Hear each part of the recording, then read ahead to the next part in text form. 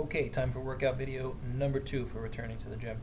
So we're going to do remarkably similar things to what we did in the first video. We're just going to modify things to make it a little bit more complicated, build some different muscle patterns. So we're starting off the same way with the tibialis raises and the calf raises. So again, feet forward, maximum ankle flexion, lean into it, lift the toes. We're aiming to get our numbers up to sets of 20. We're going to superset this together with the calf raises. This time I'm going to show you the deeper knee over toe calf raise variation. So in the first video we did lean in, maximum ankle flexion. This time we're going to come closer to the wall and we're going to bring our legs closer, popping up onto our toes, so we're making like a straight line between our quads and our body. And then we can lower down deep into the ankle and rise up. If it's complicated, you use both legs. When you feel good, you switch to single. Now we're really working the muscles of the foot along with the calf.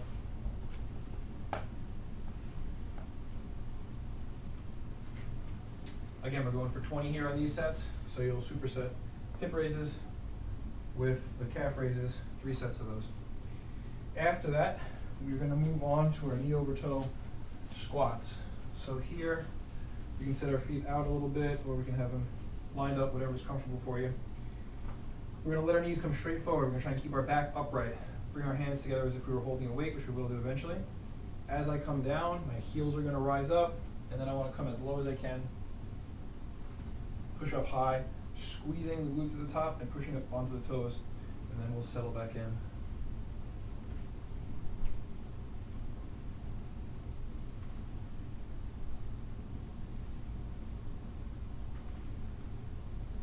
So we're going to do 5 sets of 10 here. And after we do our 5 sets of 10, we're going to do it straight. We're going to do 3 sets, piriformis push-ups. So we're going to get into this beginning.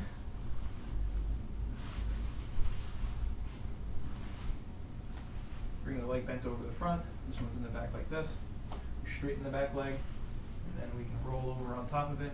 Now we should be able to hold this position. If we can't hold this, we bring our hands here. So the full piriformis push-up without hands. My body's going to go straight over it, aiming over this foot and coming up.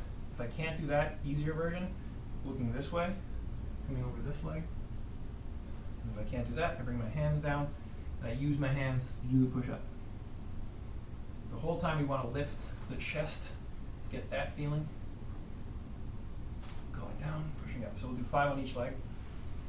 And you'll do 3 sets of 5 on each leg here. So again, bring the leg up front.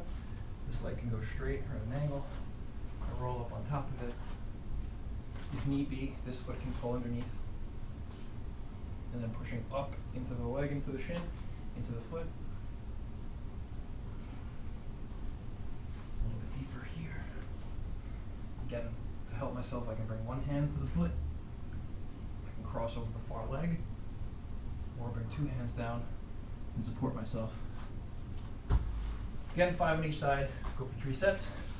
And that will wrap up your lower body portion. Then we'll move into our upper body portion.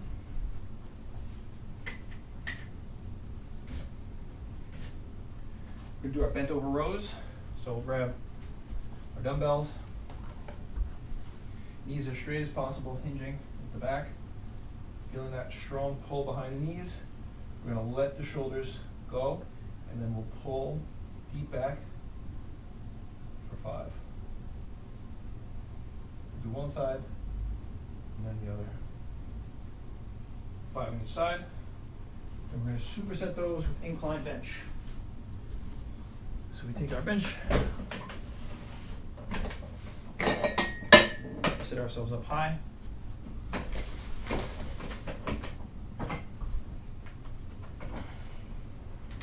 Leaning back, head touching. We're going to pull back as far as possible here. We can even arch the back into it a little bit to get that full pressing out. And then we're going to press straight up overhead. You can do both at the same time, or for more challenge, you work 1 arm at a time. It's easier to do it holding 2 dumbbells. It's harder to do it holding just 1. Because you have to hold through your core here with just 1 dumbbell to stabilize. You can also switch to doing a barbell if you want some days to get some variance in there. You can press or pull with kettlebells. any of the tools, pretty much the same things hold true.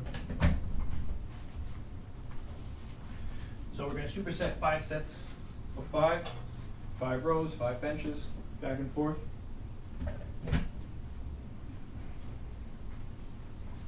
And then we're going to finish up with kettlebell swings. So the first workout, we swing some dumbbells. I decided to be more entertaining than swing a kettlebell since we've done it before. And grab a nice usable weight, something in the 10 to 20 pound range probably work for you. We set the weight down in front of us. So then we bend, hinge, nice flat back, reach forward. So the weight's in front of us. Now, as I pick up the weight, it's going to swing back underneath. Then I'm going to fire the hips forward, and I'm going to lift it up to about nipple height. Swing out, back and forth, and just keep it going. Switching hands every 5 or 10 reps. The idea here is high rate. You can go slow. I'm just going to go for a while.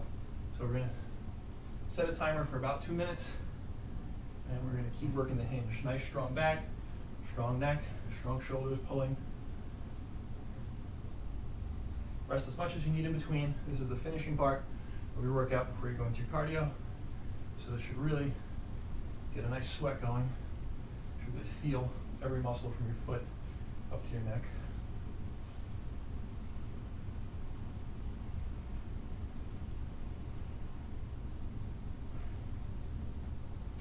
So I just wanted to show you the snatch variation since we talked about it earlier. So the swing can lead us eventually into the snatch where the weight starts low and we pull it up and press it overhead. That's the clean and press, and then pulling into a snatch when the weight just goes straight overhead. So this would be the snatch variation of that single arm, which is something we'll work up to in the coming months.